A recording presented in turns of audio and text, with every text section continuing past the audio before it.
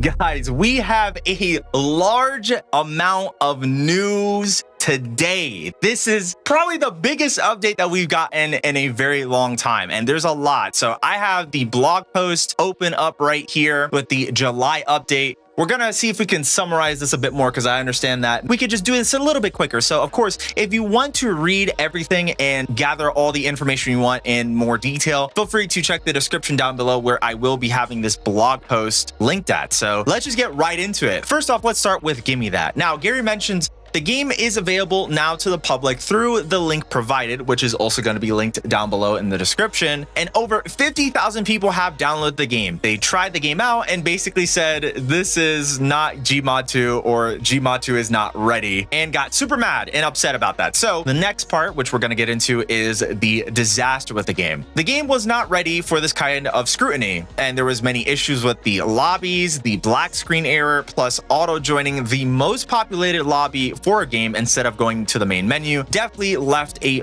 bad impression on everyone. But moving on to the next one, which is the bright side, they have found a majority of the bugs that they need to fix and have started working on fixing them. While the game was received as a buggy mess, a positive that they've gotten out of the developer preview opening up to the public was how many developers were talking about how great the sandbox editor is and how well done it is too. Let's go into explaining Sandbox. Now, Gary talks about specifically wanting to create his own engine alongside Facepunch, and he regrets not doing so in the background, and even mentioning that he regrets that most of the Gmod community has to leave Gmod if they want to make money from things that they create in the game. So he decided to go and break this all down in terms of explaining Sandbox in 3 parts. So let's start with the first part, which is the engine. Facepunch and Gary have been trying their hardest to work on this new engine, which is an engine that they can fully control and would be great to work on improving over time, as they don't have to pay Unity over $500,000 every year, so that then part of that money can go back into his staff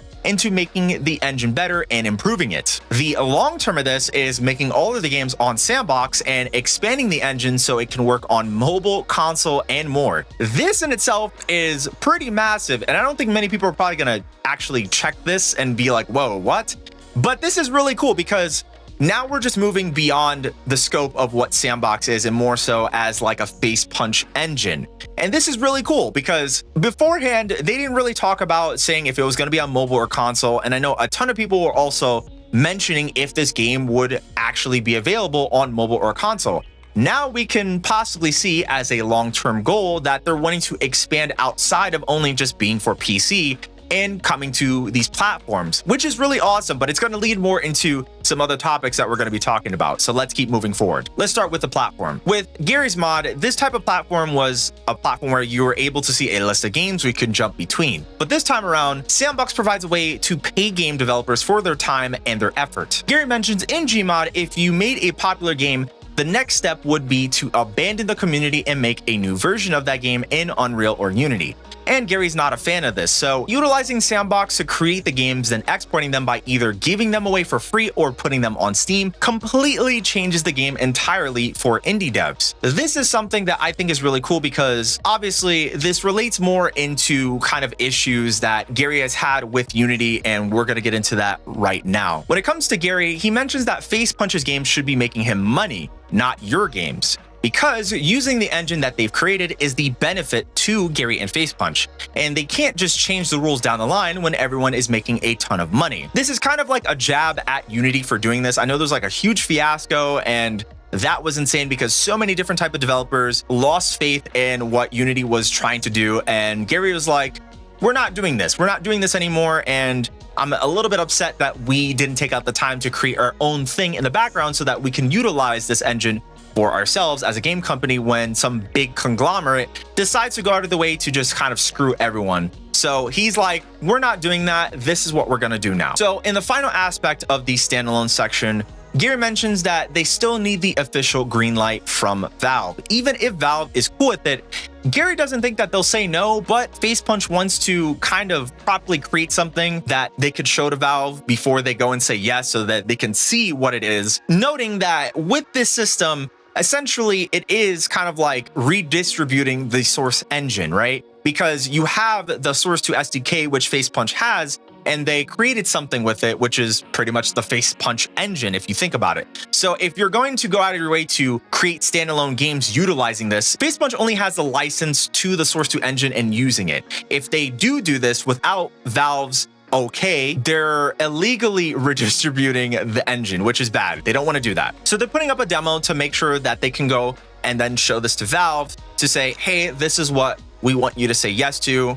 Look at it, think about what it might be, what we need to change about it, or what we need to fix about it so that you guys can do whatever it is that you need to do so that we can make it a feature. So next up, we have Game Jam 2. Now, when it comes to Game Jam 2, Gary mentions now that it's open to the public, the last Game Jam was not accessible because you need to have a key at that time. So they kept it closed because they wanted to actually test the systems provided in a controlled manner to do these contests. So now, since they have everything up and running, they decided to increase the prize pool up to 40,000 British pounds, or the USD equivalent, which is $50,000. And this is double the previous Game Jam. Face Punch has mentioned that when it comes to old games, they can be re-entered, and this might be a concern to a lot of people. But they're going to be thoroughly reviewing the games compared to if someone had been working on the game for the last 6 months or 30 days. It's really going to make a difference how the game plays, how the game feels. They're really going to take out the time to thoroughly check the game out. So, of course, again, this is probably the best time for any sort of game developer that has been looking into Sandbox and they've either stepped away from it or they've been wanting to get access to it and waiting forever. Your time is right now because it's available to everyone. You also have a chance to also get up to, I think it's first place is 20,000 British pounds, which is like $25,000 USD. Honestly, this is the best time to get into it because you can actually get not only a massive check, but also create the game that you would like to play or make in Sandbox. Plus, they've also mentioned that this won't be the last Game Jam, but you can use it as a warm-up if you want to. Honestly, with a prize pool like that and up to $25,000 for first place, it's probably going to be hard to treat this as a warm-up because there is massive amounts of money that are going to be going into the game. Next, we'll be going into dedicated servers. So with dedicated servers, Gary has stated that they've started working on dedicated servers. You can even access the server exe in the game folder now. And Gary has also mentioned and talked about monetization and even server-side code, which is something I know some of you guys have been wanting to get a response about. So let's get into it. First off, with monetization, Gary mentions while people have provided a VIP type system in Gary's mod with dedicated servers, Gary views this as an old-fashioned notion. So they'll be providing other and better ways to monetize in the future, which is really awesome to hear about. So let's talk about server-side code. A good amount of people have been concerned about server-side code and it not being closed, and Gary acknowledges that some people don't want this to happen. So Gary suspects that when it comes to running code on your server, it doesn't need to be sandbox or whitelisted anymore, and by doing whatever you want, like reading a config file or environment variables, he doesn't really see this as a big problem right now, but it's a goal that they need to reach. So we got the benchmark system. So performance has been a big factor in the current issues that many people have faced when they first tried out the game as it opened up to the public. Gary has made a benchmark system to show what's going on, and the system also provides data to their backend. They can keep track of performance for each version. If there is any sort of drops in performance or it's gotten worse, they're able to go and revert back to a version of the game, which is really awesome. But there's a ton more information when it comes to this section. So again, if you want to learn more about this, since it does go into excruciating amount of detail, definitely feel free to check that out in the description, but let's keep moving forward. Next, we have one of the biggest pieces of news, which is it's official. Terry is being removed from the game. Yes, he has confirmed that so many people have absolutely despised and hated these characters, and after much backlash, they are going to be removing the character. They're going to be replacing this character with generic humanoid characters. So this is something that I obviously did not expect, but it seems like you guys have complained about it so much that they're like, yeah, we don't want to go and do this. So we're just going to decide to remove this character and put in a generic humanoid character. It seems like a lot of people got their wish. So rest in peace to Terry. Whenever this will happen, I'll be updating you guys on that one because that's going to be very important for a lot of people. But yep, it's happening. So next up, we have the Standalone Exporter. So this is massive news from Alex as he explains the basics of what you'd expect from the system, including everything that it supports, which is, of course, VR, local storage, and having their own whitelists disabled. So much information in here. Definitely feel free to read up on this because this is really cool. This is actually the main thing that is probably one of the biggest features of Sandbox that makes it stand out from every other single user-generated content game and platform that's out there right now. So please make sure to read up on that. Next, we have terrain. Now, this one is a very important one because so many people have been wondering about this for a long time, even asking questions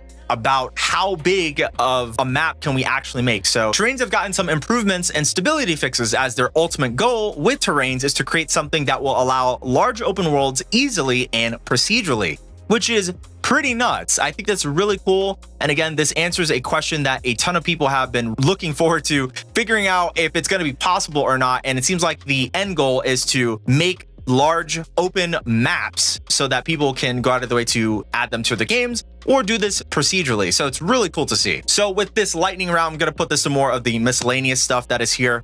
They've improved lighting greatly, editor keybinds, physics updates, open XR support, introduction to sprite tools, provided updates to new games that are currently available on the platform right now, some making a return like Pixels, Sausage Survivor, and Bomb Royale. Of course, there is a couple of games that we are missing that Facepunch has made for the platform, like Bicycle Frenzy, Strafed, Boomer, Deathmatch 98, Table Tennis, and the official Sandbox game mode, or game as some people may call it. So in summary, this is do or die for this game right now. This is it. This is the time that everything is do or die for Sandbox. With everything that they got down the road right now and what they have planned, this is going to be a make or break it moment for Facepunch and Gary. And they mentioned that there's a ton of stuff that is being currently worked on right now, as if it works out, then it works out. If it doesn't, they've given it their absolute best, and that's the end of it. As it mentions here, August will be a quieter month for them, but they do have a hack week coming up for the game and some other events that are going on, as it mentions in the blog post, and then the game jam ends. But overall, I would have to say this has been an absolutely massive amount of news from Facepunch about Sandbox. Again, it's do or die time. I know I've mentioned it like 40 times saying it, but this is it. Okay, they're going to have to really lock in and create something worthwhile that people will be interested in. Otherwise, the game will probably not even go anywhere. Many people have mentioned about their issues with Terry and the player models and wanting generic humanoids. Their wish has been granted. Terry is now going to be officially removed from the game, and now they're going to be putting in generic player models. So, of course, with this game right now, in terms of the updates, I'm very excited to see what's going to be going on in the future of Sandbox. I hope will be very good, because now we've gotten to the point where, again, do or die. This is it. You're going to have to make it or it's going to flop. Which is it? Expect a lot more content moving forward. I'm very excited, and hopefully you guys are excited too to see what games and other updates are going to be coming to the platform. If you haven't already, please make sure to hit the subscribe button, because this is the best time for it. Of course, thank you guys so much. I really appreciate it. And if you would like to learn more about Sandbox, check out this video here on screen. It's going to be completely random. I don't know what it's going to be. But yes, thank you guys so much, and enjoy the rest of your lovely Friday.